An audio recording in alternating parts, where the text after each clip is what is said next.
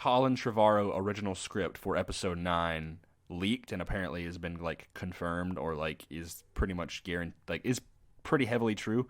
Yeah. I'm not sure what all Keenan has heard, but I'm just gonna go through. So, the title of the movie was originally going to be called Duel of the Fates. Did you hear about that? Yeah, I don't mind that. That's Okay. That's whatever. I hate that because it's so meta and it doesn't make any freaking like. Okay, it makes sense, but I hate it because when you think like when I think of Duel of the Fates, I'm thinking episode 1. I don't want to be thinking episode 9 or episode 1 when someone's That's like. fair. So like it's a little too meta because of the song Duel of the Fates, but Yeah. I mean it's not the worst thing in the world.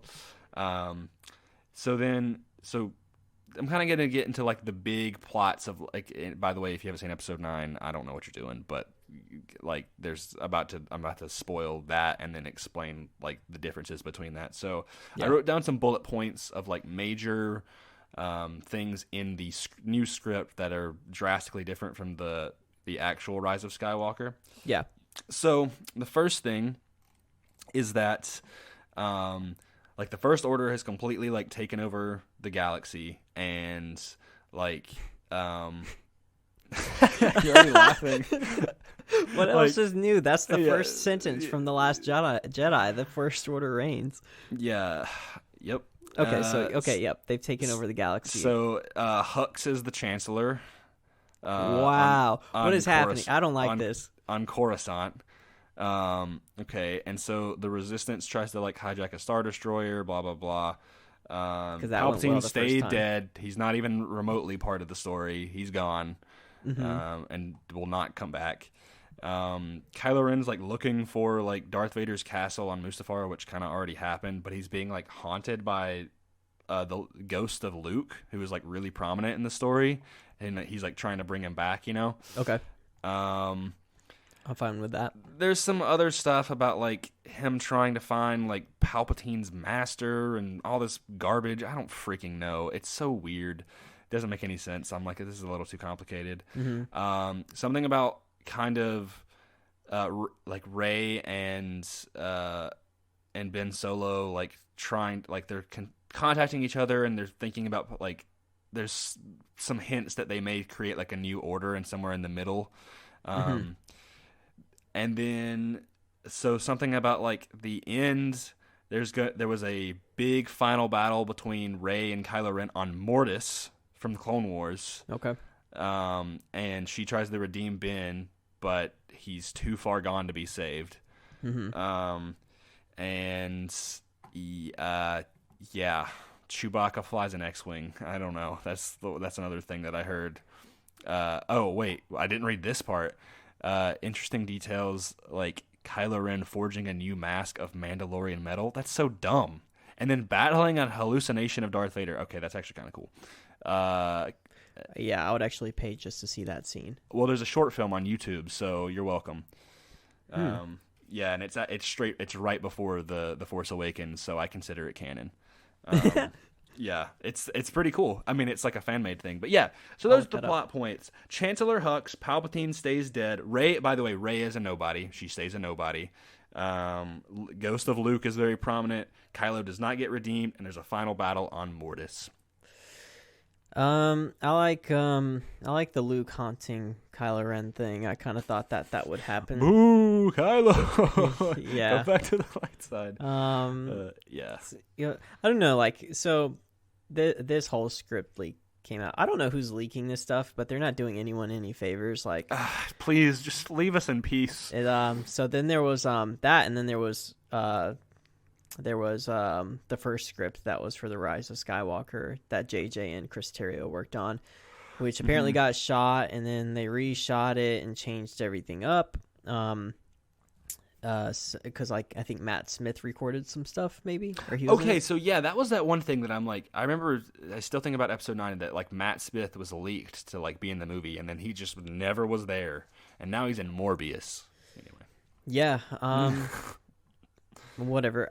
I don't know. Like, no matter what comes out about this film, like I love the Rise of Skywalker so freaking much. We both do. I could not be happier with what I got, and nothing will change my mind.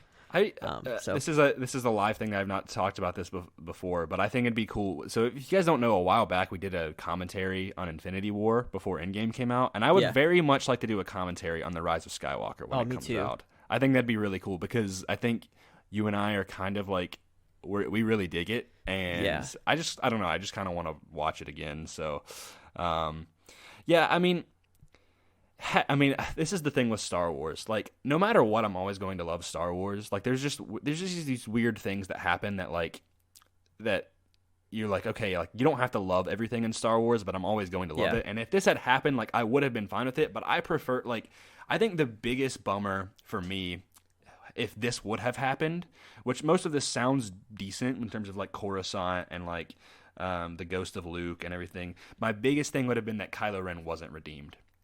That was huge. That's such a big thing, and I think it's so pivotal to Pitbull,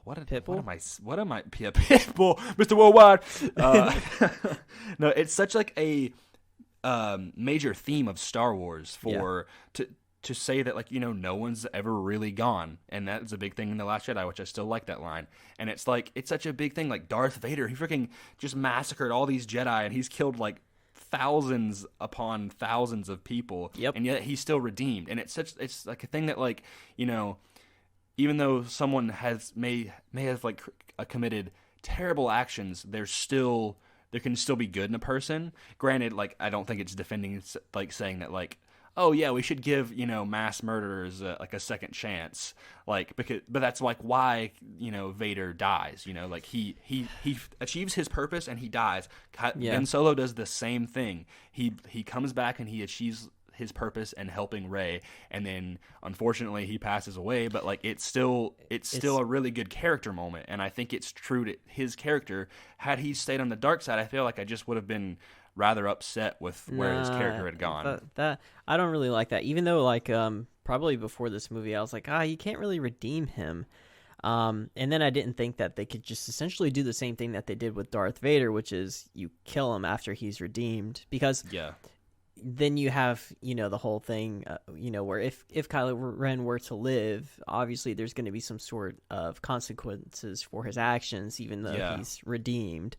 So what they did was essentially did the same exact thing that they did with Darth Vader, and kind of eliminate that potential conflict by essentially killing off the character and sacrificing themselves for the person who has always been good and who is going to bring, you know, who is the hopeful character and everything like that. So it pretty much does the same thing.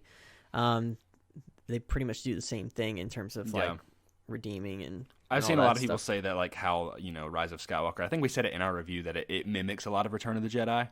But I think in a good way, at least in our opinion. From the moment that Kylo Ren was redeemed and threw away his lightsaber, the movie really took off for me there, where I was like, I'm loving this, because I lived for that entire exactly. We finally got to see Ben Solo, what this guy was actually, you know, like before he was. Because you don't really get a taste of it. Like, you don't really know what he's like. I mean, you see him from the very beginning. He's just like this, you know, creature in a mask, as she says. That's why I kind of like my pitch originally was to let the first movie in the trilogy just be about Luke and Kylo. Yeah. Or not Kylo and Ben. Be the middle. Yeah, The Force Awakens can kind of be the middle, and then this movie essentially would stay as the third film. Yeah. So that way you can kind of see his turn to the dark side. You know the character, you kind of fall in love with the character, then you see it's kind of like Anakin. You know, your heart breaks for him at the end of Revenge of the Sith, because you know the character, you know what he's been through, and then, you know, it sucks to see how, you know, the people around him was affected by his decision to turn to the dark side. And the same thing could have been true for him and his family. Maybe the family split up because of this, but we didn't get to see that. Yeah. We see it in like comics and books and stuff, which I just think is just kind of a little cheap. But yeah, even though like you and I enjoy that stuff. Yeah.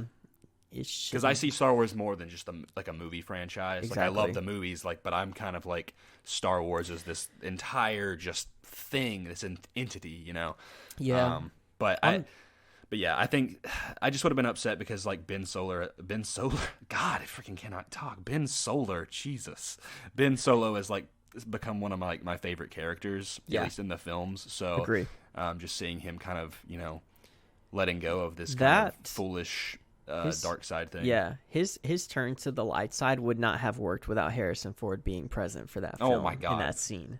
Yeah. God, So that was so necessary. We're because going back you to needed our that moment. Rise of Skywalker review right now. Just Yes. so we should probably drop that because we have other stuff to talk about. But yeah. What Yeah, I mean, all of that's. I don't like any of the leaks. I'll just say that. I'm Yeah. happy with what I have. And I'll say that, like, the thing right before I did this is it makes me so mad that, like, people are just feeding into this, like, fueling into this whole thing. I'm like, if you like the leaks, like, that's totally fine. And I'm sorry if, like, if the Rise of Skywalker wasn't what you wanted. That does suck. I know That what does that feels suck. like. I'll admit, having but, like, been there, but like the people who are like feeding in with these like articles, like when I looked this up to double confirm before the show, I just see all these things like, oh, the Colin Trevorrow script has leaked and it's so much better than the Rise of Skywalker. It's like the Rise of Skywalker is stupid, blah blah blah. And I'm like, all right, we've got to stop this. Like this is just like it's